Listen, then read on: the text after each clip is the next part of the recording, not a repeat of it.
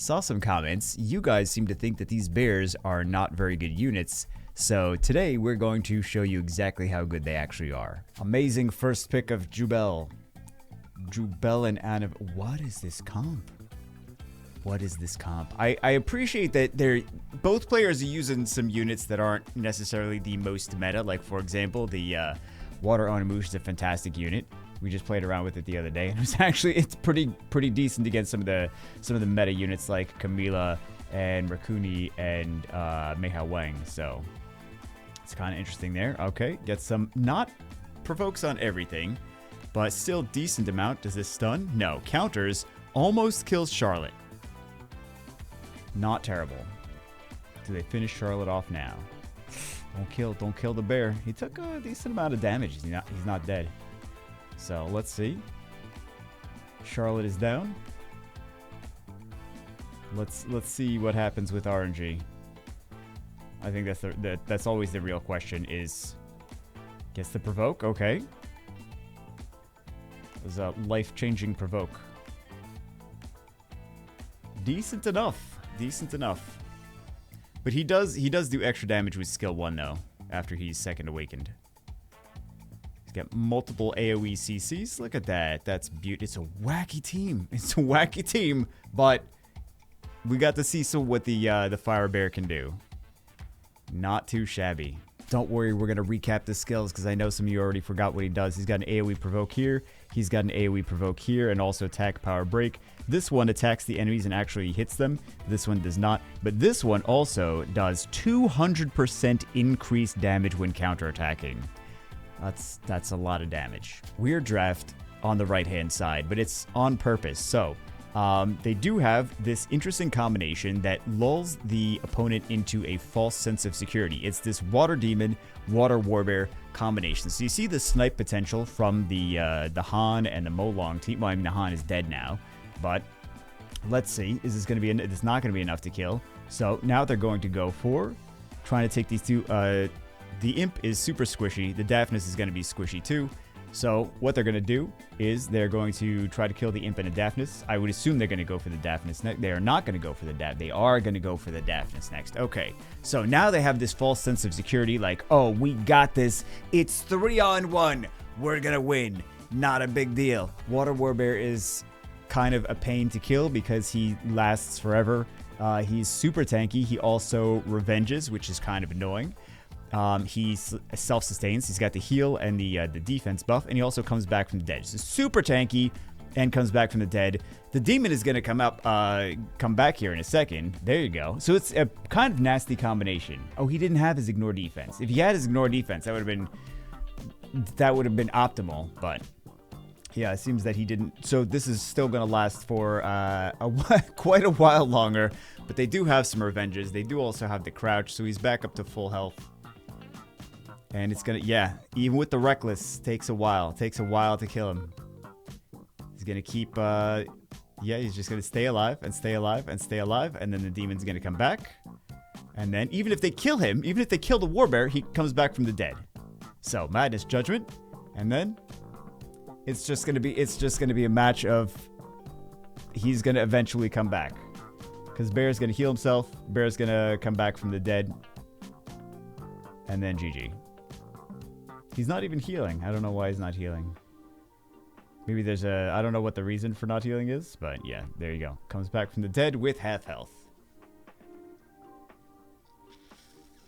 This is gonna last another hour and a half, so let's just continue. But this guy's gonna win. Well, I suppose we're almost there. We may as well say he just gives up.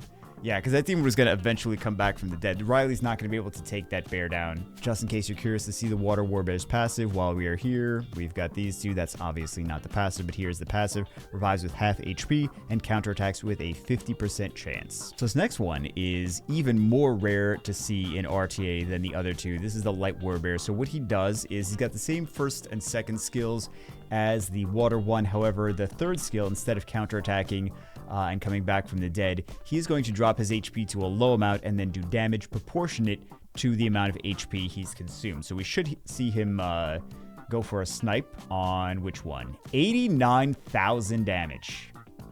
And then, of course, he has the heal with the skill, too. So he can heal himself up after he does all that crazy damage.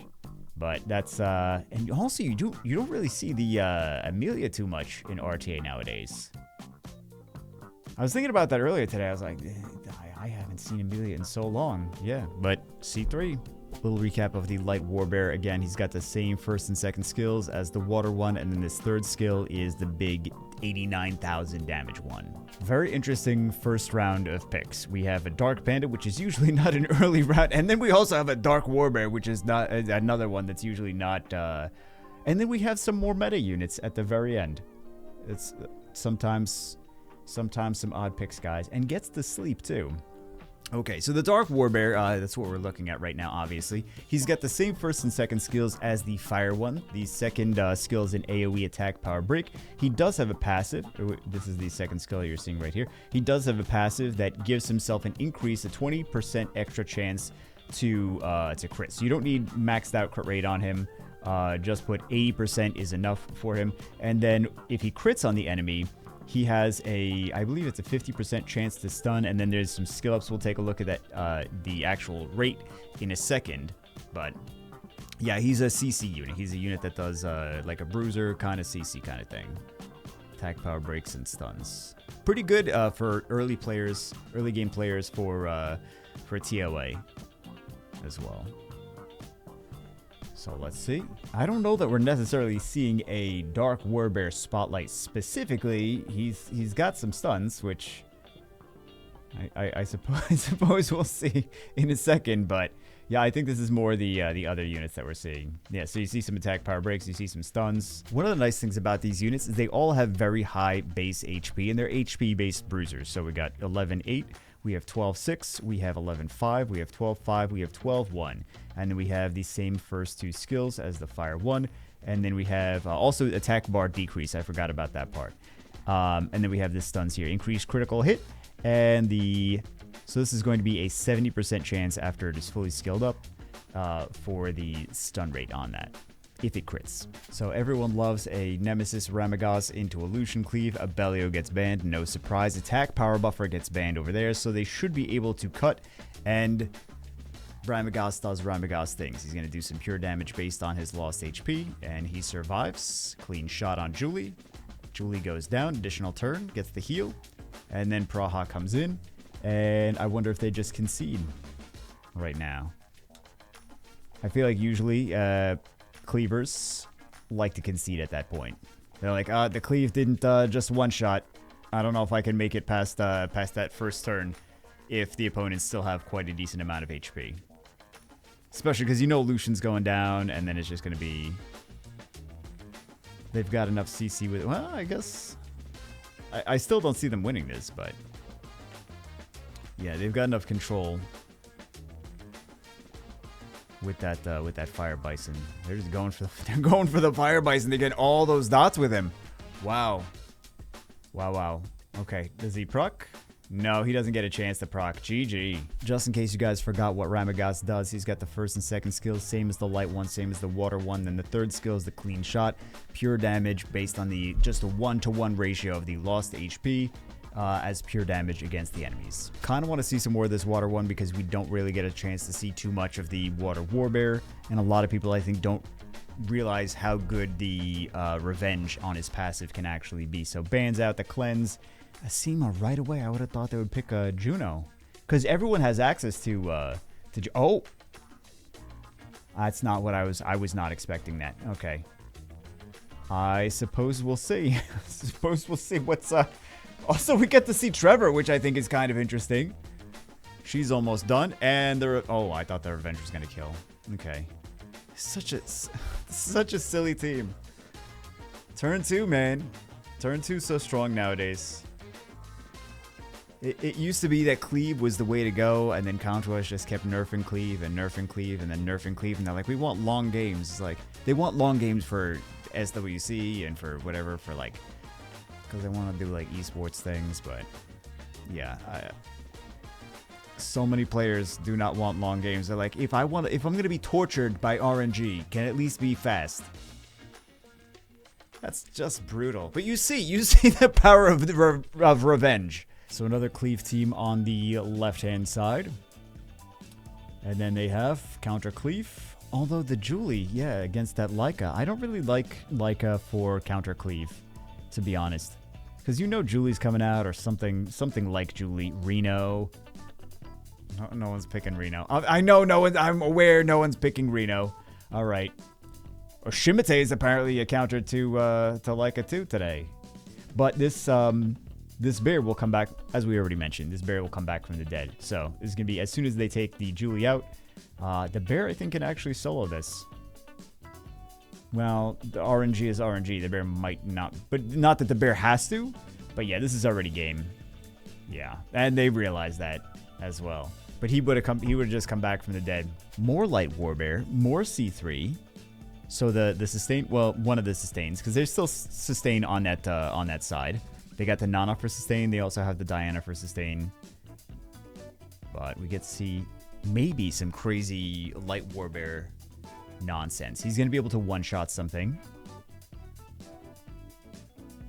Let's see what they go for.